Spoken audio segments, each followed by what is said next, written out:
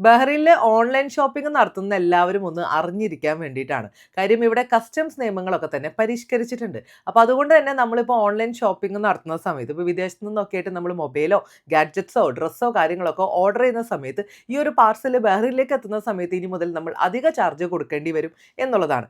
അതായത് 100 ബഹ്റൈൻ ദിനാർ അല്ലെങ്കിൽ അതിൽ കൂടുതൽ വരുന്ന പേഴ്സണൽ പാർസലുകൾക്കും പോസ്റ്റൽ ഷിപ്മെന്റിനൊക്കെ തന്നെ കസ്റ്റംസ് ഡ്യൂട്ടി കൂടാതെ 10% വാറ്റ് നമ്മൾ അടയ്ക്കേണ്ടി വരും. അതായത് ബഹ്റൈൻ കസ്റ്റംസ് അഫയേഴ്സ് ആണ് ഈ ഒരു പുതിയ നിയമം പ്രഖ്യാപിച്ചിട്ടുള്ളത്. അതും GCC യൂണിഫൈഡ് കസ്റ്റംസ് ലോ അമെൻമെന്റിന്റെ ഭാഗമായിട്ട്. അതോറിറ്റി പറയുന്ന അനുസരിച്ചിട്ടാണെങ്കിൽ കസ്റ്റംസ് ക്ലിയറൻസ് ഒക്കെ കൂടുതൽ ഫാസ്റ്റ് ആക്കാൻ വേണ്ടി പറ്റുന്നു. ഇനി ഈ ഒരു നിയമം വരുന്നതോട് കൂടിയിട്ട് കൊമേഴ്സ് ഷിപ്മെന്റ് ഒക്കെ കൂടുതലുള്ള ടൈമിലൊക്കെ ആണെങ്കിൽ അത് നിയന്ത്രിതവും അതേപോലെ തന്നെ നിയമപരവുമായിട്ടുള്ള രീതിയിൽ പരിശോധനകൾ നടത്തി ക്ലിയർ ചെയ്യാനൊക്കെ ഈ നിയമം സഹായിക്കുന്നു എന്നാണ് പറയുന്നത്. അപ്പോൾ എന്താണെങ്കിലും നമ്മൾ പ്രവാസികൾ ഇനിയിപ്പോൾ ഓൺലൈൻ ഷോപ്പിംഗ് ഒക്കെ നടത്തുന്ന സമയത്ത് ഒരു പാർസലൊക്കെ ഓർഡർ ചെയ്യുന്ന സമയത്ത് അത് ബഹ്റിനിലേക്ക് എത്തുന്ന സമയത്തുള്ള ചിലവൊക്കെ എന്തുമാത്രം വരും എന്നുള്ള കാര്യങ്ങളൊക്കെ മൊത്തത്തിൽ കണക്ക് കൂടിയതിന് ശേഷം മാത്രം ഓർഡറുകൾ നടത്തുക.